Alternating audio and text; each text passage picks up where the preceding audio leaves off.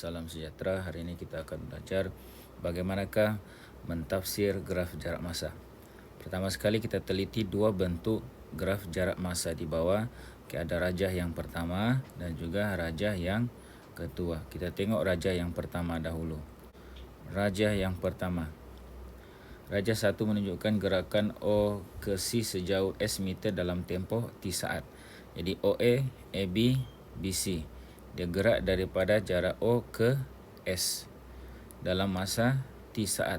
Apakah jenis pergerakan yang telah dilakukan dalam graf ini? Pertama sekali OA.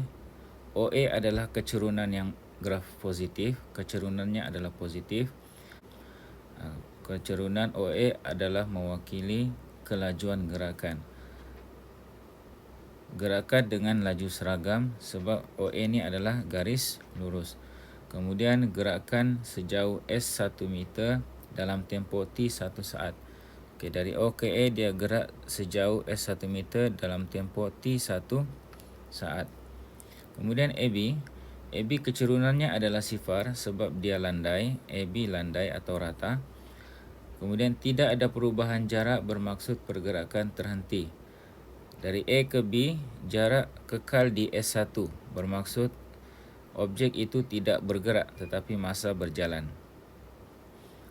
Pegun untuk tempoh T masa T2 tolak T1.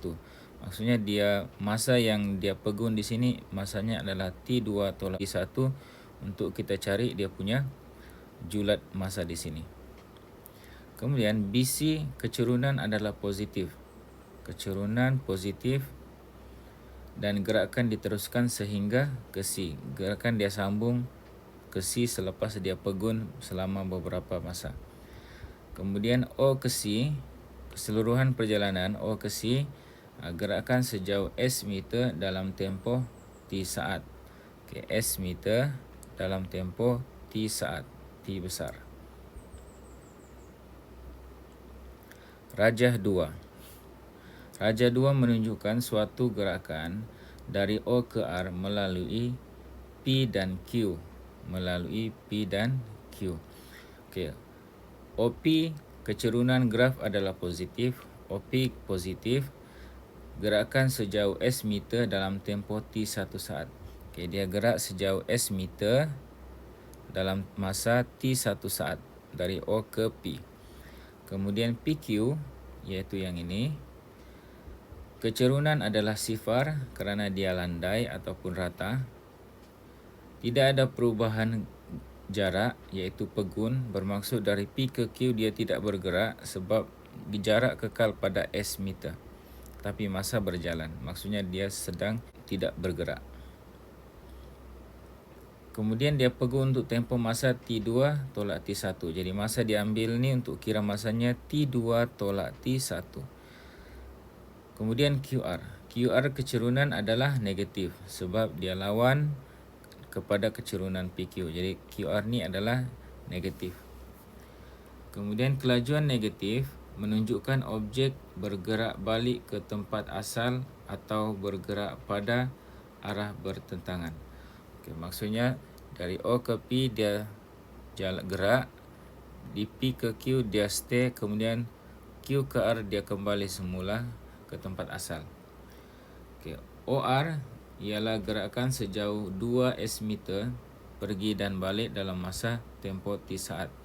Maksudnya dia pergi ke P, dia stay, jarak diambil ialah S meter.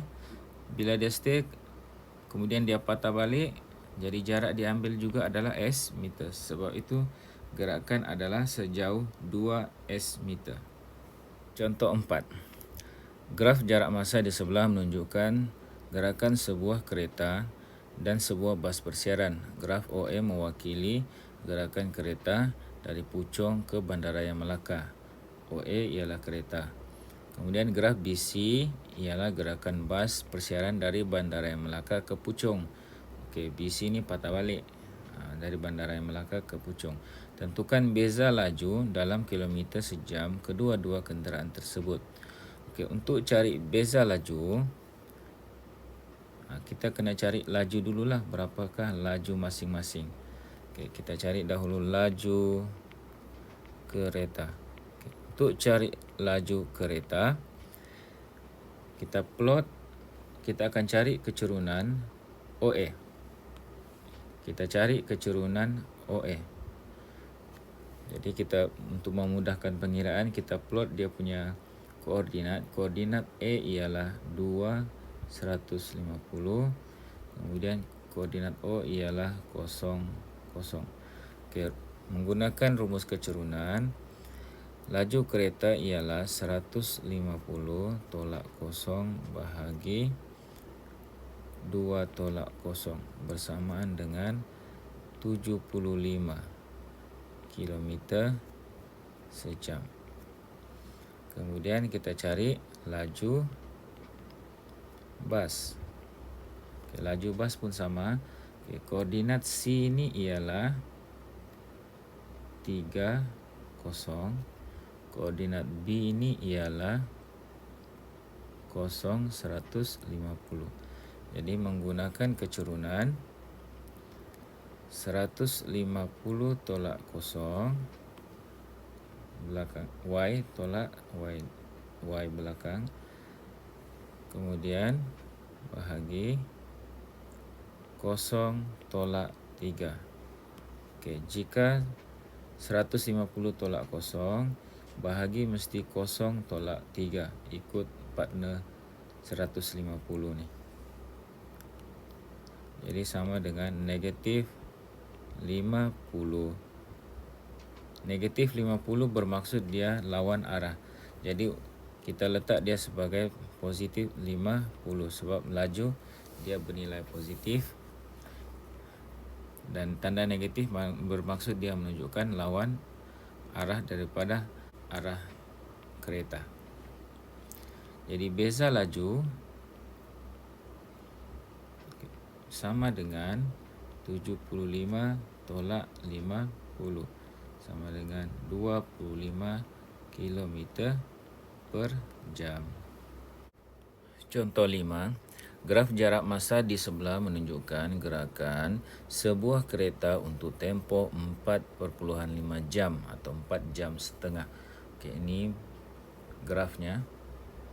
Masa 4 jam setengah, jarak dilalui 270 km. Tentukan. Soalan A. 1. Tempoh masa kereta berada dalam keadaan pegun. Okay, masa kereta pegun tu berada di keadaan graf yang rata ataupun landai.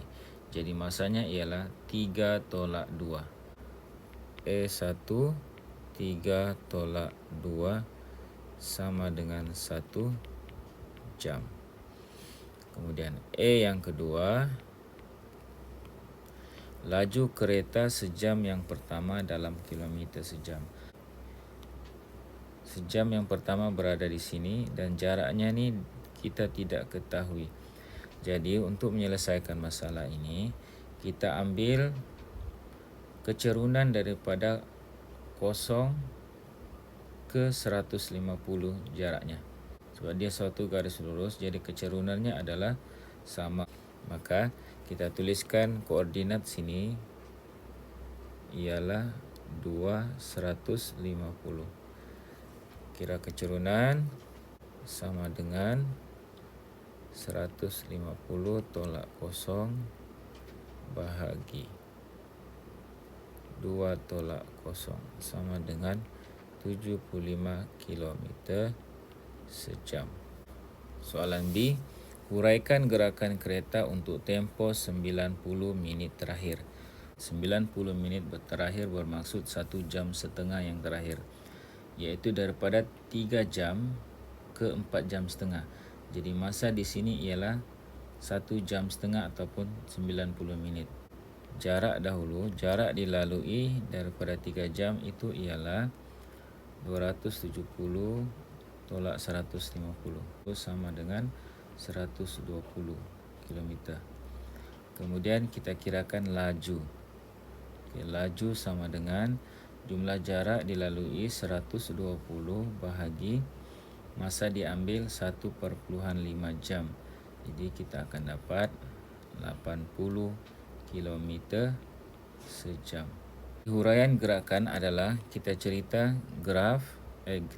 jarak, laju iaitu kecerunan dan juga masa. Kereta bergerak